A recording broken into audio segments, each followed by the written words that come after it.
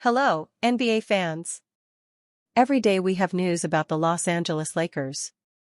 I'm a Lakers fan and I ask for your help by subscribing to the channel and giving me your thumbs up.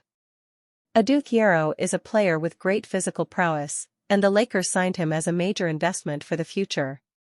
But unfortunately, injuries have hampered his development. Adou Thiero, 21, underwent knee surgery before the 2025 draft. The Lakers want to win now and need players in their rotation, so trading Adou Thiero is a possibility. The Los Angeles Lakers traded up from the 55th overall pick in the 2025 NBA draft to 36th, where they took Adou Thiero, but things have been disastrous since. They paid millions to acquire him, but the rookie has yet to see the court. He suffered a knee injury in his final college season, which has prevented him from getting on the floor as a pro. Fans weren't worried when he missed all of Summer League, but it keeps lingering. Thiero said he had swelling in the knee at Media Day, and the Lakers made it seem like he would return in a week. It has been 4, and it seems like Thiero is still weeks away from returning. The last update was on October 14th and had him being re-evaluated in 2 to 3 weeks. The Lakers could desperately use his athleticism and defense. Thiero compared himself to Drew Holiday and OG Anunoby. That player would fit nicely in LA's rotation, but the 21-year-old just can't get healthy. Lakers already regret spending millions to trade up for Adou Thiero. The rookie was not expected to play a massive role this season, but the current situation is concerning. He suffered the first injury in February and is still dealing with swelling 8 months later. Thiero logged just 5 minutes of action in the NCAA tournament. It was his only game minutes. Since being drafted, Thiero missed Summer League, preseason, and multiple regular season games. This knee injury just hasn't healed. The 6 feet 6 inches wing's athleticism is a crucial part of his game, so a chronic knee injury is the last thing anybody wants. Having swelling for months is a problem. The Lakers' lack of concrete updates makes things more suspicious. It is difficult to know what to expect at this stage. Will Richard has looked fantastic to begin the season for the Warriors, and he was the 56th overall pick. Getting reps is crucial for rookies, and Thiero is missing that key development time. The Lakers already regret the trading up, and it will only get worse the longer he remains out with this knee injury. The 21-year-old still has time to reward the Lakers' faith. He signed a 3-year contract with the first 2 seasons fully guaranteed. LA is flirting with the first apron where they are hard-capped. They can't just cut Thiero, so they have to see it through. Hopefully, the rookie can get the swelling down and return to the court. The injury has lingered for months and is already creating plenty of regret, but things can change quickly. Los Angeles Lakers fans will settle for the truth. Nobody knows what to expect from this injury other than Adou Thiero and the front office. Expect the franchise to be cautious, especially with things lingering. All fans can do is hope. It hasn't worked yet, but maybe things will turn around. If not, the regret from this trade and draft pick only gets worse from here. Lakers quietly added wing in unexpected way that could help fill biggest void. The Los Angeles Lakers might have just filled their biggest roster gap without anyone realizing it. While the headlines surrounding the purple and gold lately have been focused on Luka Doncic's hot start and the frontcourt's question marks, the Lakers' G League affiliate, the South Bay Lakers, made a move that could end up paying off big. With the first overall pick in the 2025 G League draft, South Bay selected Dillon Jones, a 6'5" wing out of Weber State. The move did not attract media buzz, but Lakers fans should be paying attention. If there is one thing this roster is short on, it is defensive-minded wings with energy and size. Dillon Jones might be the answer to one of the Lakers' biggest holes. Jones is not a random name pulled from nowhere either. He was actually the number 26 overall pick in the 2024 NBA draft by the Oklahoma City Thunder and even played 54 games for them last season. He got to be a rookie on a championship roster. That is not nothing. He knows what it is like to play in a winning environment. Last season, he averaged modest numbers, just 2.5 points, 2.2 rebounds in about 10 minutes per game. Although those numbers do not jump, what stood out was how comfortable he looked doing the dirty work. He defends well and hustles, two things that have been hit or miss for the Lakers lately. After OKC's title run, the Thunder moved him to Washington to clear a roster spot, and the Wizards waived him. He did not have a glamorous offseason, but this new G League opportunity might actually be his way back in, and the Lakers might be the perfect team for it. Los Angeles already having him in their system is huge. That means if he shows enough with South Bay, it should be an easy move to upgrade his deal to a two-way or standard contract. The Lakers would not even need to look outside their own organization to add a capable, ready-to-go wing. So while everyone else is chasing the next big name, the Lakers might have just found something even better, the right kind of glue guy.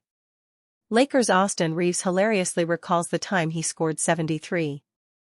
Austin Reaves drops 51 on the Kings, then recalls his 73-point high school game with just 4 threes. Lakers guard steals the spotlight.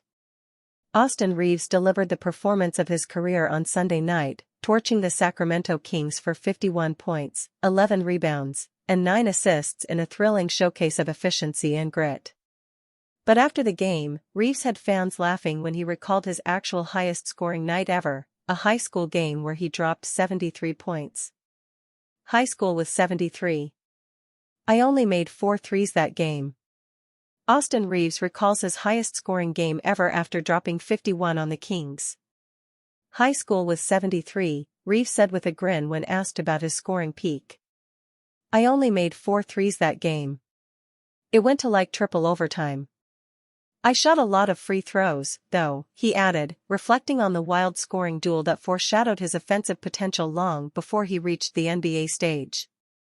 Reaves' 51-point explosion against Sacramento was the best of his NBA career, surpassing his previous high of 45 points set against the Indiana Pacers last season.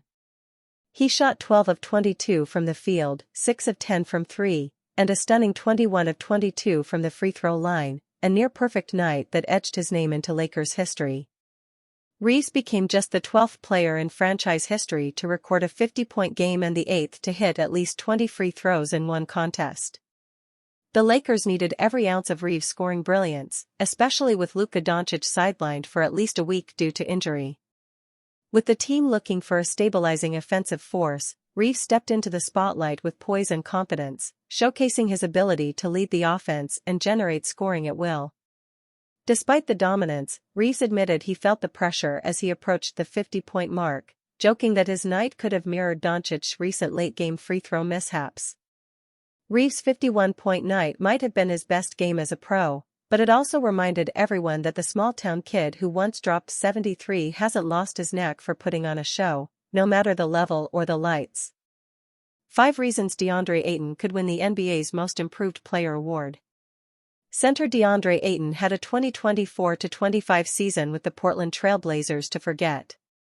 It just might have been the worst season of his pro career so far, as he tied a career low in points per game, 14.4, playing for a non-playoff team, all the while being limited to 40 games. With Ayton having so much room for improvement after how he fared last season, here are 5 reasons as to why he could capture the Most Improved Player award in the coming 2025-26 season, his maiden season as a Laker. 1. High statistical floor. Ayton is not far removed from a down year, but he spent much of his time in the NBA putting up gaudy numbers. He's been nothing short of a double-double machine in his pro career, as he holds career averages of 16.4 points and 10.5 rebounds per game. Additionally, Ayton averaged double digits in points and rebounds in every one of his first 7 seasons in the league. He's the first player to accomplish that feat since former Orlando Magic star big man Dwight Howard. Howard was enshrined in the Naismith Memorial Basketball Hall of Fame not all that long ago. Ayton is in another exclusive club with his rebounding and scoring chops as well. Only 4 players have averaged 10-plus points and 10-plus rebounds per game over the last 7 seasons, and Ayton is on that list along with Nikola Vucevic, Rudy Gobert and Giannis Antetokounmpo. All in all, there is more than enough evidence that Ayton has quite a high floor, and folks shouldn't expect anything less than double-doubles from him on a nightly basis. 2. Clear path to large role with Lakers. If the Lakers already had a solidified starting center in the fold, then maybe Ayton wouldn't have gotten the opportunities for playing time needed to contend for the most improved player hardware. However, fortunately for him, the center position just so happened to be a huge hole on the team prior to his arrival, and he doesn't have an incredible amount of competition for minutes at the spot.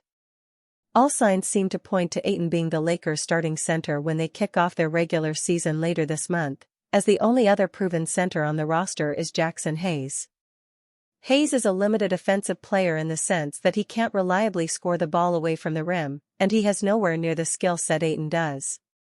The 25-year-old also had a minimal impact for the Lakers in their first-round series against the Minnesota Timberwolves in the 2025 NBA playoffs, despite the fact he logged 4 starts. 3. Proven to be an impact player on winning teams. The current iteration of the Lakers is far from the first team Ayton will play for with playoff expectations. In fact, he helped the Phoenix Suns qualify for the playoffs thrice and was a top player on all of those teams. He even played a huge part in the Suns making their first finals appearance in many years in 2021. Ayton started every one of their 22 games in the 2021 NBA playoffs and shot an unbelievable 65.8% from the field for the Suns in a playoff run that came up 2 wins short of the ultimate prize. His experience playing in important games and with talented teams, multiple 50-plus win teams, including one 64-win squad, has him prepared to step in and help the Lakers build upon their top 3 finish in the West last season. Plus, a lot of wins for Los Angeles in the regular season will only help Ayton's case for the Most Improved Player award. 4. Playing alongside 2 generational passers. It's important to note that Ayton spent plenty of his son's stint as a beneficiary of sharing the court with floor general Chris Paul, one of the elite playmakers ever to step foot on an NBA court. Still, Ayton has a unique opportunity in front of him in the sense that he's never played alongside 2 generational passers at once. Guard Luka Doncic and forward LeBron James are both game-breaking playmakers. They are facilitators who quite literally bend defenses and make the game easier for their teammates with their vision. Doncic and James will spot an open Ayton faster than the likes of the facilitators he's played with in recent seasons, and the big man will find himself open, either under the basket or in the mid-range area, more than he ever has in the NBA in the coming season. As a result, a career season from a scoring standpoint could be in the cards. 5. Renewed commitment to the defensive end. Ayton has rightfully dealt with plenty of flack in his NBA career for his impact on the defensive end or lack thereof. There have been plenty of instances where he's seemingly not played with the effort and intensity on that end that a man in the middle should, but he's expressed a renewed commitment to thriving on that end of the floor. After the Lakers' preseason opener, Ayton even admitted that he wanted to show his commitment to defense through his play in that game, and he did just that. Not only did he end up tied for a team high in blocked shots against the Suns with 2, but he pulled down 8 rebounds in less than 20 minutes of action. "I wanted to show the team I'm more committed on the defensive end than the offensive end, in a way," Ayton said. "Like I said from the get-go, I'm not really here for numbers. I'm just here for whatever the Lakers want me to do, and the main objective is really protecting that rim and closing out possessions. I had fun, man, just blocking some shots and being that anchor, seeing how the guys responded to me, the terminology and stuff that I just needed to get out and just be out in our offense and create from our defense. So it was fun. It was fun tonight, honestly.